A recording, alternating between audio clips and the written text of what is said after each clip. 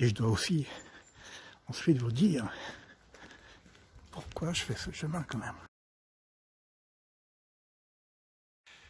Ben voilà, on va y aller. Plus ça va, plus je descends profond, quoi. Ah, l'idée, elle est là, quoi. C'est dans les profondeurs que ça se passe. Bon, évidemment, normalement, c'est les profondeurs de l'être. Bon, vous avez compris le truc, quoi.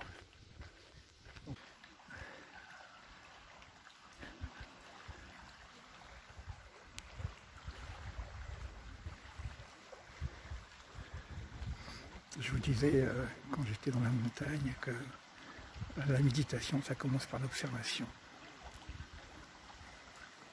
Après, évidemment, on peut travailler sur le souffle, l'air. Mais quand vous avez l'observation des éléments, l'eau vive, le soleil, la terre, à savoir d'où viennent les premiers éléments. Alors c'est vrai que le premier élément, c'est la lumière. Vaillez or, premier jour de la création. Et le souffle, le roi, donc il y avait aussi le souffle, plané au-dessus des eaux. Donc on avait déjà la lumière, on avait le souffle, et on avait l'eau. Mais c'était ce qu'on appelle les eaux d'en haut, quoi. Les eaux de là.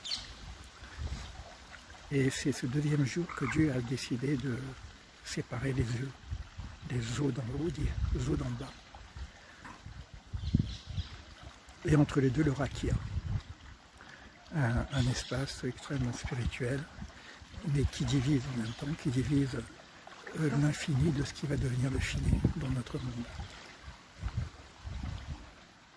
C'est le processus de la création qui se fait comme ça. Et le terme nous dit que les eaux d'en bas vont se rassembler pour faire un mikvé. Ici, on est dans un mikvé magnifique. Je remonte encore. Parce que...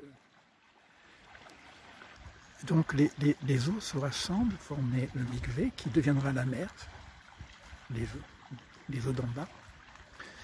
Et le retrait des eaux va faire sortir la terre. Finalement, la terre, c'est le produit final. Écoutez bien, la lumière, ensuite l'air au-dessus des eaux d'en haut, paf, des eaux d'en bas,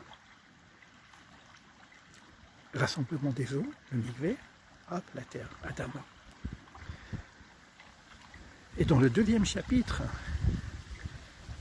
l'homme va être créé de cet Adama.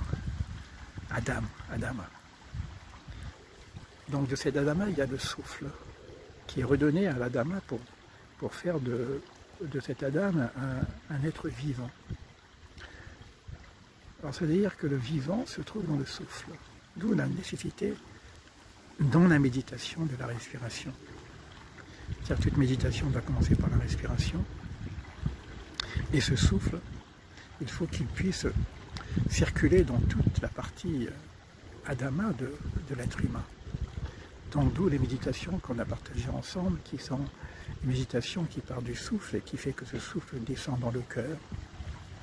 Et le cœur qui est un organe de distribution, puisque cet air va passer par le système sanguin, mais avec le Aleph surtout. Il ne faut pas rester que dans l'âme. Et après, il y a une redistribution de cette énergie dans l'ensemble du corps. Voilà. On laisse l'organisme faire son travail simplement, quoi. Amaïm forme le mot Amaïm, les eaux. Forme le mot Ma, M, et le mot Mi, M, Yud. Le même est dans la matrice. Donc la matrice du He et la matrice du Yud. Donc deux niveaux très profonds de la spiritualité, le niveau du Yud, dont on a parlé déjà plusieurs fois, et le niveau du He. Et quand je relis les deux, Yud et He, ça fait le nom de Dieu, tout simplement. Donc on a deux matrices, une matrice supérieure et une matrice inférieure. Et le Ma, c'est aussi le questionnement Ma, quoi. C'est-à-dire qu'en se questionne en tant que main, c'est aussi Adam, 145, même 40 et 5, Adam, Aleph 1, Dalet 4, même 40. Donc l'homme est une question. D'où l'importance des fois de se poser certaines questions. Et mi, ça fait 50. 50, c'est déjà la bina. Mais le mi, c'est le mi d'en haut. C'est-à-dire, le Zohar dit mi elle est. Qui a créé cette magnificence? Mi elle est. Qui cela? Qui est à l'origine de cela? Et le Zohar dit, quand vous prenez mi elle est, ça fait Elohim, le nom divin. Bereshit bara Elohim. Donc on a le nom divin de la création, le nom divin du Créateur. Donc vous voyez que déjà, rien qu'avec ces deux éléments, on est dans les questions essentielles. Le mi divin et le ma humain. Et l'idée de relier les deux, c'est la question. Parce que finalement, quel est le problème? C'est la séparation. C'est la séparation des eaux qui va créer la séparation de l'homme et du divin. Et bien, l'humain a envie de retrouver sa source. D'où cette quête permanente du retour à l'unicité de toutes choses. Avant donc la séparation du mi et du ma, des eaux d'en haut et des eaux d'en bas, de l'humain et du divin. Et lorsqu'on fait ce lien, on a donc, comme je l'ai dit tout à l'heure, le He et le Yud, qui sont les deux lettres du nom divin d'ailleurs.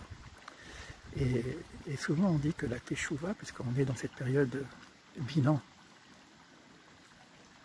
d'âme, et la Teshuvah c'est la Shuvah, revenir au He. Et si je reviens au He divin, humain, en tout cas le divin dans l'humain, puisque c'est le He qu'Abraham a reçu aussi, hein. Donc c'est le souffle aussi, le He c'est le souffle. Si je reviens à ce souffle divin, c'est la vraie Teshuvah. C'est pas simplement la Teshuvah de parler de nos fautes, de nos erreurs, de nos choses, de nos ratés dans le monde. Bon, il faut le faire aussi. Hein. Mais c'est aussi le retour au divin. Pour l'instant, ça passe par le He. Et toute l'idée, il y a du monde, c'est dans le He de retrouver un autre He pour faire le Yud. Bon, ça c'est un peu kabbalistique. Autant rester dans la simplicité du paysage et de la beauté de ce qu'il y a devant moi. Voilà pour la leçon du jour. Il y a d'autres choses, hein, mais bon. Ça serait intéressant aussi de voir tout ça à travers l'arbre de vie. Ouais, à travers l'arbre de vie aussi. Comme on sait que le Yud est dans la Chochma, le premier Yud en haut dans la Chochma et le He dans la Bina, pour ceux qui connaissent un peu. Donc quand on dit Yud He, c'est vraiment les deux niveaux supérieurs. Ensuite nous avons le Vav, dont on a déjà parlé dans mon voyage à Jérusalem, sur les monts de Jérusalem, qui lui va relier, mais cette fois-ci donc avec le He d'en bas, de la Malchut. Donc on retrouve le nom divin à travers l'arbre de vie, Yud He, Vav et He en bas. Et faire cette Teshuvah, justement, on dit souvent de transformer le monde en un monde humain. Vous connaissez ça, hein? Faire que ce monde soit vivable pour les humains. Et si c'était plus que ça? Si je pense à l'arbre de vie, si c'était plus que ça, parce qu'on est monté un petit peu là. Faire de ce monde un monde divin. Et à ce moment-là, c'est-à-dire que l'homme, l'humain, il devient divin. Parce qu'il est relié. Il a été créé à l'image du divin. Et il retrouve sa nature profonde. C'est simple, hein, finalement. C'est simple au niveau des mots. Mais c'est vrai que c'est pas aussi simple au niveau de la réalité. Parce que la réalité nous amène à d'autres choses que ce que je vois ici, vraiment. Et je crois que la première chose peut-être à faire, parce qu'il y a aussi des étapes, hein,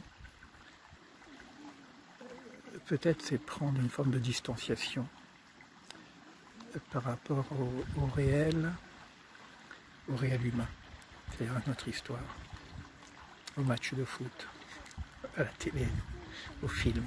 On se met plein de films, qui sont que des films d'histoire.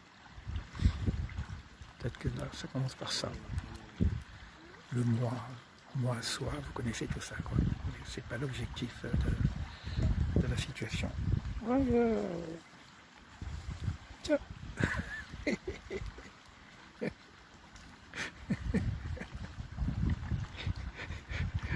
Je suis habité, on me prend pour un arbre. J'adore. Bon, je vais vous laisser, j'ai commencé à méditer encore et je pense que je vais me baigner encore une fois parce que c'est des moments tellement exceptionnels.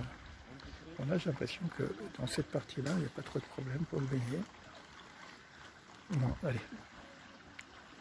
Je suis peut-être un peu lourd quand même. Allez, bye.